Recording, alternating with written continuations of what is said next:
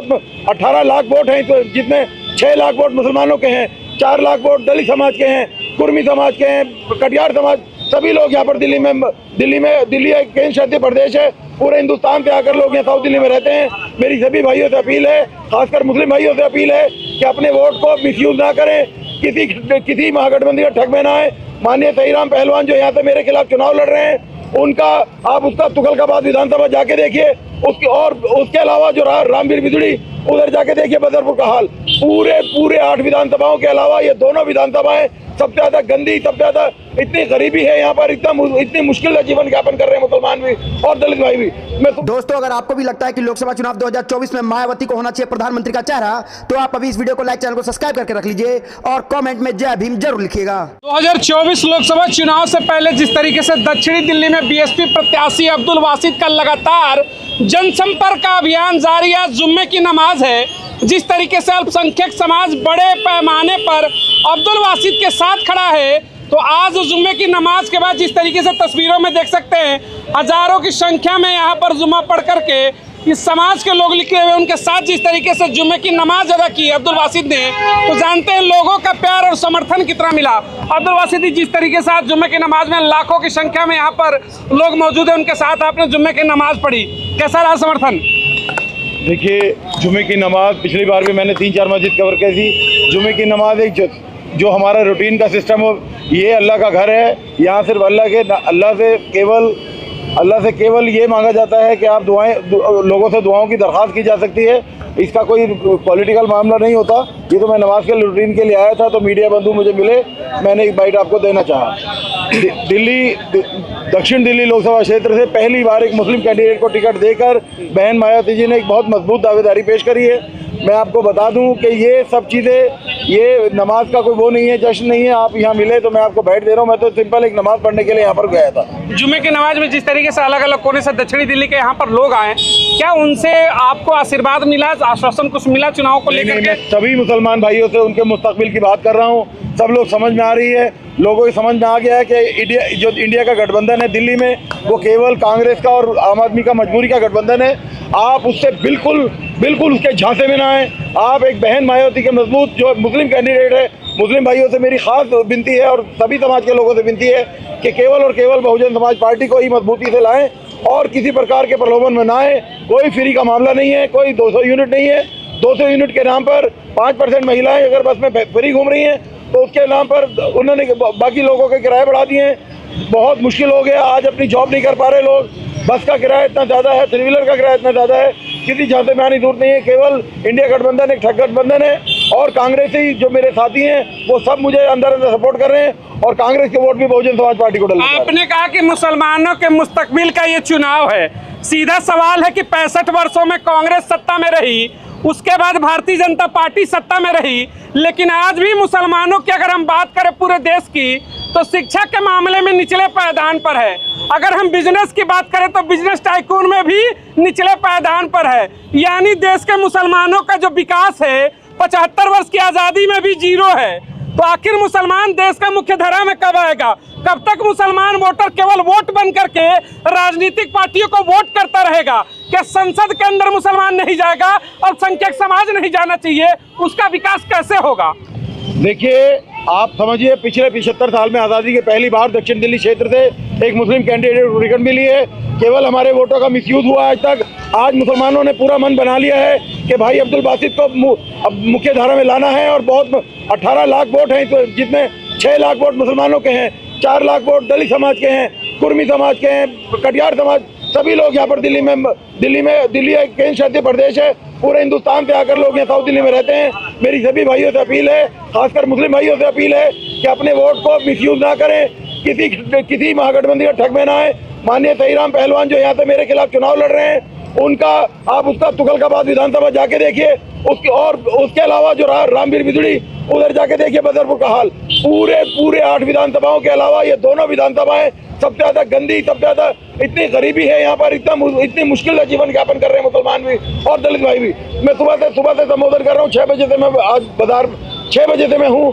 मेरा आपसे सभी भाइयों से, मुसलमान भाइयों से खासकर हाथ जोड़ के निवेदन है कि केवल और केवल मुस्लिम समाज के लोगों को आगे लाइए, अपने मुस्तकबिल की बात कीजिए। बहुजन समाज पार्टी बहुत बड़ी पार्टी है, सबसे ज्यादा वोटों से मैं जीतने जा रहा चलिए हूं। युवा है, जरा उनसे भी बात करेंगे। जिस तरीके से बीएसपी ने आपके समाज के प्रत्याशी को दिया, क्या अब्दुल बासित का समर्थन है इस बार? मैं तो क्या समर्थन बताऊं, मायावती तो खुद अपने आप को समर्थन में नहीं है।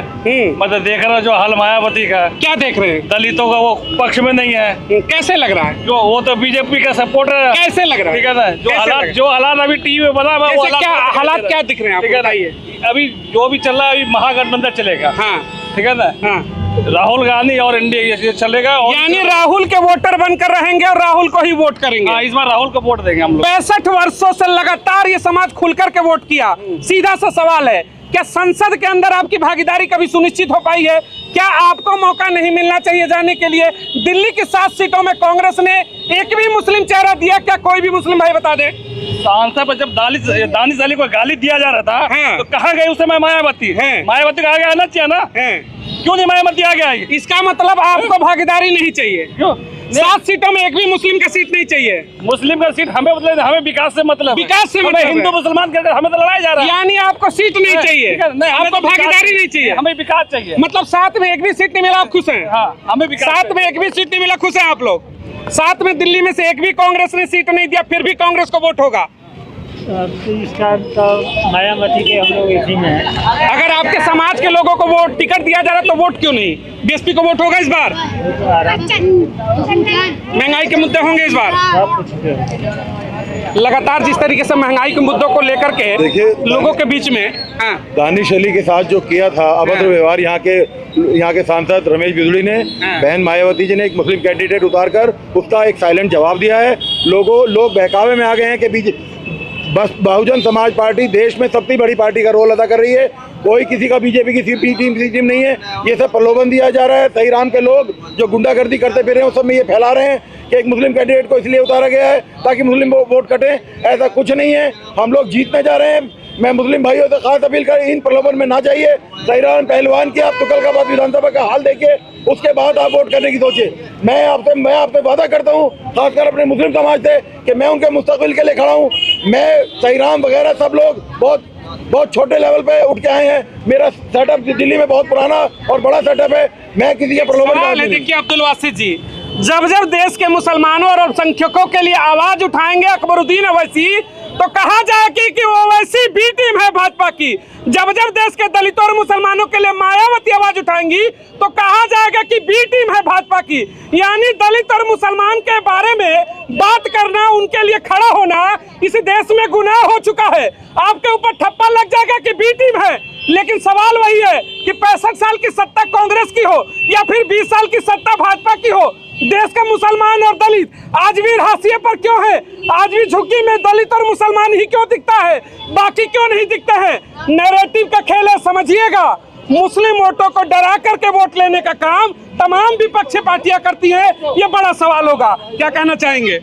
देखिए, मैं फिर बार अपील करूंगा, बहकावे में इंडिया गठबंधन पे आप जाइए पूरे हिंदुस्तान में, मगर यहाँ का जो प्रत्याशी है सही राम, उसके बारे में आप पहले पूरी पड़ताल कीजिए। आप इंडिया गठबंधन में अपने वोटों को खड्डे में डालने का काम करना है और आपने इसी तरीके से रेंगते रहना है, तो आप बेशक सही राम को वोट डालिए। सही राम के बारे में एक बार पता कीजिए कि किस प्रकृति का आदमी है। रामवीर के बारे में आप पता कीजिए किस प्रकृति का आदमी है। इन लोगों ने केवल और केवल माफिया गर्दी कर यहाँ पर ढाल बनाया हुआ है दक्षिण दिल्ली का। ये बहुत बड़ा दुर्भाग्य है कि सही राम जैसे लोगों को टिकट दिया गया। रामवीर, दोनों पार्टियों का बाइकआउट कीजिए। और मैं अब्दुल बासित साहब से वादा करता हूँ कि मुसलमानों के मुस्तकबिल के लिए मैं बहुत काम करूंगा। मेरे पास विजन है, मेरे पास एजुकेशन है, मेरे पास बहुत सारे इस तरह के मुद्दे हैं। मैं 5 साल की बात नहीं करता, मैं केवल जीतने के एक अगले दिन से ही मैं मुस्लिम समाज और दलित समाज और सारे समाज के लिए काम करना शुरू करूँ। क्या कहेंगे सर, आप लोग युवा, इस बार वोट कहाँ हो रहा है, माहौल क्या रहेगा? क्या कहेंगे आप लोग, इस बार वोटर हैं कि नहीं? वोटर हैं। कहाँ वोट जा रहा है? कुछ इस बार मुद्दा क्या होगा? महंगाई मुद्दा बनेगा? यही मुद्दा बन ही रहा है, बनता रहेगा। रोजगार को लेकर समस्या है? ये बिल्कुल समस्या है। जिस तरीके से सरकारों ने 2 करोड़ रोजगार के वादे किए और दिया कुछ नहीं, ये मुद्दा इस बार युवाओं के लिए प्रमुख रहेगा। बिल्कुल है, कुछ भी नहीं दिया। दिक्कत होगी। दिक्कत तो बहुत बड़ी है। दिक्कत क्यों नहीं है? इस बार चुनाव में मुद्दा बनेगा ये? कुछ नहीं बनेगा, ऐसा ही क्या कहेंगे सर, चुनाव में इस बार मुद्दा क्या होना चाहिए? ये रोजगार मिलना चाहिए। रोजगार प्रमुख मुद्दा होना चाहिए। सरकारें जिस तरीके से बार बार प्रबोध देती है, कभी 2 करोड़ रोजगार, कभी अलग अलग चीजें, क्या धरातल पर कुछ है या फिर सिर्फ बातें ही होती हैं? सिर्फ बातें हैं और क्या, रोजगार कुछ भी नहीं है। धरातल पर कुछ नहीं है। कुछ नहीं है, बस रोजगार चाहिए लोगों को और क्या। है। महंगाई का दिक्कत है। महंगाई का दिक्कत है, जीएसटी का दिक्कत है, हाँ, और बहुत सारी परेशानियाँ हैं। हैं। एक सवाल है, दिल्ली में 7 लोकसभा की सीटें हैं। इंडिया गठबंधन और एनडीए की बात करें, भारतीय जनता पार्टी तो खैर कहती है कि भाई मुस्लिम वोट से हमें लेना देना नहीं। क्या इंडिया गठबंधन 7 में से एक भी मुस्लिम चेहरा का ना देना, और दिल्ली में लगभग 20% से ऊपर का वोटर दिल्ली में मुस्लिम समाज, क्या केवल वोट लेंगी ये पार्टियां, कांग्रेस और आम आदमी पार्टी, या फिर हिस्सेदारी भी देंगी? किसकी? आपको 7 सीटों में एक भी मुस्लिम चेहरा इंडिया गठबंधन से ना उतारना, कैसा लगता है आपको? यहाँ पे वोटर नहीं है ना, यहाँ पे वोटर नहीं है कि एक भी कैंडिडेट को जिता सके। कोई भी ऐसा ये नहीं है जो पूर्वी दिल्ली जहाँ से मनोज तिवारी लड़े, लगभग 6 लाख मुस्लिम वोटरों की आबादी है। आपको क्या लगता है किसी कॉन्स्टिट्यूंसी में 6 लाख मुस्लिम वोटर का होना उसको टिकट लेने के लिए कैपेबल नहीं है? बिल्कुल है। तो फिर क्यों नहीं दिया इन्होंने? नहीं दिया, ये वोट चाहिए केवल मुसलमानों का। वोट चाहिए हैं। बस। तो मुस्लिम खड़ा है वहाँ, हाँ। तो मुस्लिम खड़ा है हाँ। और उसको वोट। यानी जब बीएसपी अगर आपको मौका देती है, आपके बीच में कैंडिडेट लाती है अब्दुल बासित को दक्षिणी दिल्ली से, और वहीं अगर चांदनी चौक से मुस्लिम चेहरा उतारती है, यानी 3-7 में से मुस्लिम चेहरा, तो कम से कम ये समाज अब सोच सकता है इसके बारे में कि बीएसपी की तरफ मूवमेंट करना चाहिए। करना चाहिए, क्योंकि इतने ज़्यादा वोटर हैं तो करना चाहिए। आपको जो भागीदारी देगा उसी के लिए तो जाएंगे। बिल्कुल बिल्कुल। कब तक आपके किस्मत का फैसला राहुल गांधी संसद में बैठकर करेंगे? आप बैठकर अपने समाज का फैसला क्यों नहीं करेंगे? बिल्कुल करना चाहिए, होना चाहिए इस बार। बिल्कुल होना चाहिए। अब्दुल बासित के साथ जाएंगे इस बार। बिल्कुल बदलाव चाहिए। बिल्कुल बदलाव चाहिए। देखिए, बदलाव के लिए जनता भी कह रही है कि जब उनको समझाएंगे कि सही बात है कि 7 में से झुंझुना पकड़ाते हो, कहते हैं कि वोटर दो, कब तक मुस्लिम समाज को डराओगे कि राहुल गांधी नेतृत्व करेंगे? अरे राहुल गांधी क्यों ठेका लेंगे? मुस्लिम समाज खुद जाकर संसद में बैठेगा और कहेगा कि ये कानून गलत है, ये सही है। बैठने का मौका चाहिए ना। बिल्कुल बिल्कुल, मैं आपसे बार बार अपील कर रहा हूँ, बहकावा बहुत बुरी तरीके से बहका रही है आम आदमी पार्टी का। आपने 12 साल से देखा है जिस तरीके से दिल्ली को ठगा गया है। अरविंद केजरीवाल की जगह बिल्कुल सही है जहाँ वो बैठा है जेल में। और ये कोविड के अंदर भी आपने देखा कि कोविड के अंदर भी सारे संस्थान बंद करे और केवल ठेके खोले गए। शराब माफिया, पब्लिक को शराब में, वाल्मीकि समाज को, दलित समाज को केवल और केवल शराब में डुबो दिया, और कोई आज मुद्दे की बात नहीं कर रहा। मेरी अपील है देश भर के साथियों से कि आम आदमी जैसी पार्टियां कभी भी दिल्ली में पनपनी नहीं चाहिए, और बीजेपी को जो लाने का काम वो आम आदमी ने किया है। और मैं आपको बता दूं कि बीजेपी ने जो देश का सबसे बड़ा नुकसान किया है, देश का बेड़ा गर्क करने में जो बीजेपी का हाथ है, उसके पीछे केजरीवाल है। तो इन दोनों पार्टियों का बाइकआउट कीजिए और बहन मायावती जी को दीजिए और भाई अब्दुल बासित को जिताइए। चलिए, आज जुम्मे के दिन यहाँ पर ये रिपोर्ट दिखाने का मकसद यही था कि देश में 3% आबादी वाले भी आज देश की केंद्र की सत्ता में बैठे हैं, लेकिन मुस्लिम समाज 22% की आबादी होकर के आज भी देश के अंदर सिर्फ और सिर्फ वोटर बन के बैठा है। कांग्रेस कहती है कि बीजेपी से डरो वोट करो, 65 साल बीजेपी से डराया और वोट लिया, लेकिन इस अल्पसंख्यक समाज से सवाल है कि तुम केंद्र की सत्ता में कब बैठोगे, संसद में कब जाओगे और अपने लिए कब सोचोगे? बहन मायावती ने अपना काम किया, अपना प्रत्याशी दिया अब्दुल बासित को। अब उपाय आपके हाथों में, निर्णय आपके हाथों में कि आप वोटर बन करके बैठोगे कि संसद में बैठोगे। मिलेंगे अगली तमाम बड़ी खबरों को लेकर के। बहुत बहुत धन्यवाद। जय हिंद।